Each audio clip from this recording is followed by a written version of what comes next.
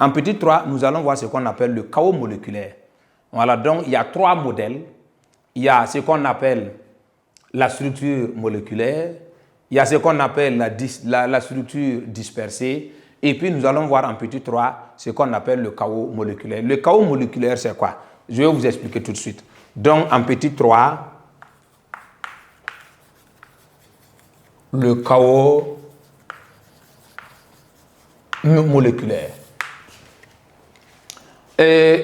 On vient de dire que les gaz ont une structure moléculaire. Ça veut dire qu'ils sont constitués de molécules. Maintenant, pourquoi on parle de chaos moléculaire?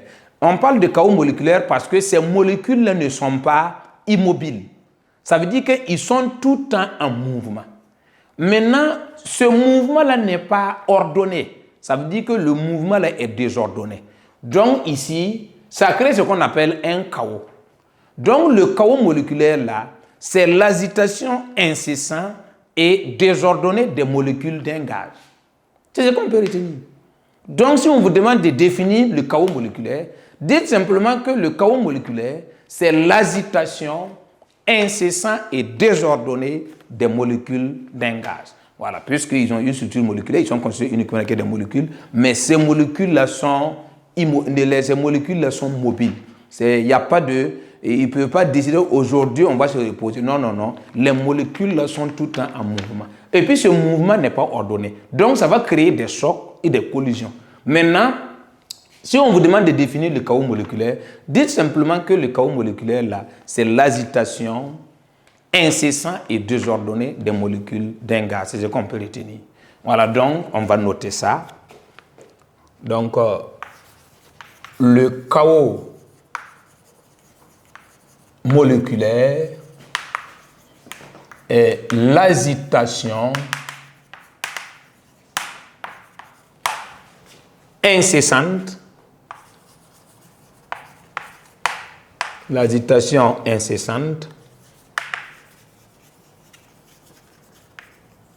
et désordonnée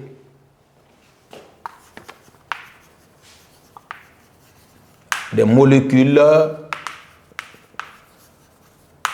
d'un gaz. Donc, le chaos moléculaire est l'agitation incessante et désordonnée des molécules d'un gaz. Donc, voici au niveau de grade 2 ce qu'on peut dire. Donc, il y a 3 modèles. Il y a la structure moléculaire, il y a la structure dispersée et le chaos moléculaire. Donc, on va continuer en grade 3 pour terminer ce qu'on appelle les propriétés des gaz que vous avez vu également en 4e. Voilà, donc les propriétés là, vous avez vu les états de la matière. On a dit que c'est caractérisé par 3 états, solide, liquide et gaz. En 4e, on a étudié les différentes propriétés des gaz. Ce sont les mêmes propriétés qu'on va énumérer en 3e. Voilà, donc on va continuer avec le grand 3, ce qu'on appelle les propriétés des gaz. Voilà, donc c'est pour dire que ce sont les mêmes propriétés que vous avez vues en 4e. Voilà, donc grand 3.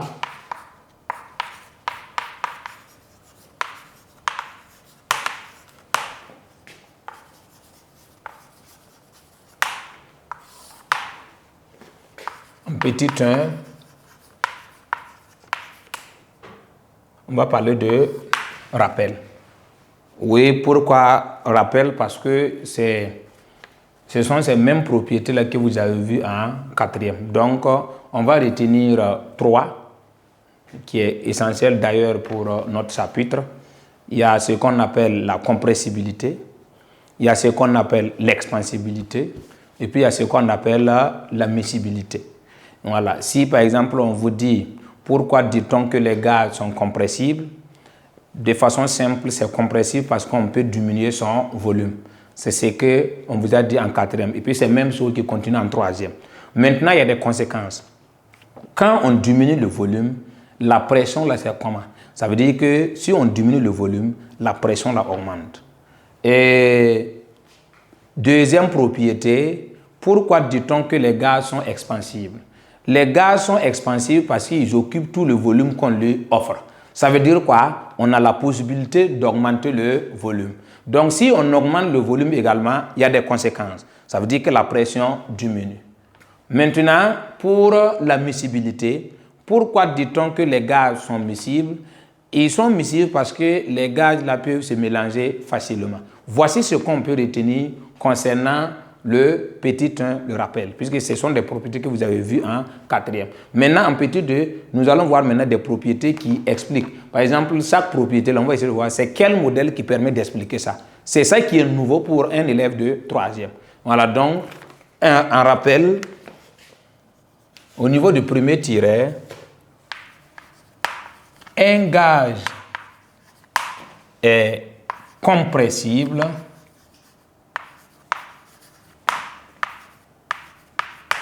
car on peut diminuer son volume. Maintenant, comme conséquence, si on diminue le volume, sa pression fait comment? Sa pression augmente comme conséquence. Deuxième tiret, un gaz est expansible car on peut augmenter son volume. Conséquence également, si on augmente le volume, ça veut dire que la pression fait comment? Diminue. C'est ce que ça veut dire. Donc, conséquence,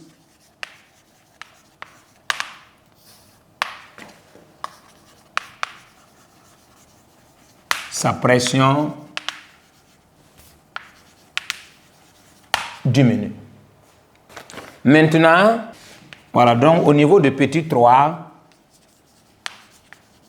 les gaz sont miscibles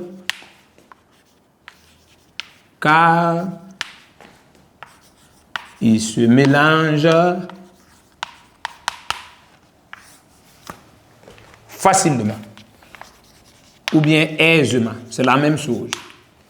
Voilà, donc ici, il n'y a pas de... Voilà, on ne va pas énumérer de conséquences. Voilà, donc, il y a la compressibilité. Voilà, c'est du fait que les gaz là ont la possibilité, voilà, on peut diminuer c'est du fait qu'on peut diminuer son volume. Maintenant, l'expansibilité, c'est ça veut dire que c'est du fait que les gaz là ont la possibilité d'occuper tout l'espace qu'on lui offre. Voilà, ça c'est ce qu'on a vu en quatrième. Maintenant, les miscibilités là, les gaz là sont miscibles car ils se mélangent facilement. Maintenant, au niveau de petit 2, on va voir quoi? Et quels sont les modèles des gaz qui peuvent expliquer la compressibilité, qui peuvent expliquer l'expansibilité, qui peuvent expliquer la miscibilité. Voilà, mais ce que vous devez retenir avant de parler de petit 2, il faut que l'élève sache qu'il y a des propriétés des gaz qui favorisent la pollution de l'environnement. Puisqu'on peut demander, comme c'est l'actualité, on peut demander à l'examen quelles sont les propriétés des gaz qui favorisent la pollution de l'environnement. Il s'agit de quoi? Les deux propriétés qui favorisent la pollution de l'environnement, là, c'est l'expansibilité et la miscibilité. Voilà, donc c'est les deux là qui fait que l'air là puisse être pollué. Voilà, pollué, ça veut dire quoi? Ça veut dire que des gaz toxiques, voilà, qui sont dangereux pour la santé. Voilà, quand on parle de pollution, c'est ça. Voilà, donc ici, on peut noter ça parce que c'est un sujet d'actualité. Donc, on peut donner ça comme remarque. Donc, en termes de remarque, qu'est-ce qu'on peut mettre? L'expansibilité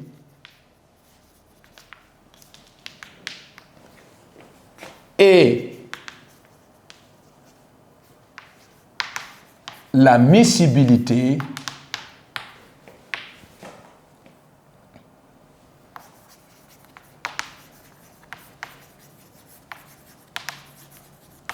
sont des propriétés des gaz qui favorisent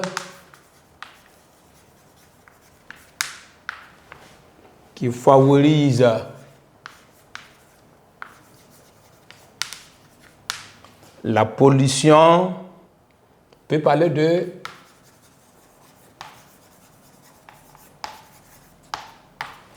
qui favorise la pollution atmosphérique. Voilà, donc ça peut favoriser parce que les gaz là sont expansibles et se mélangent. Voilà, donc voici en remarque ce qu'on peut dire.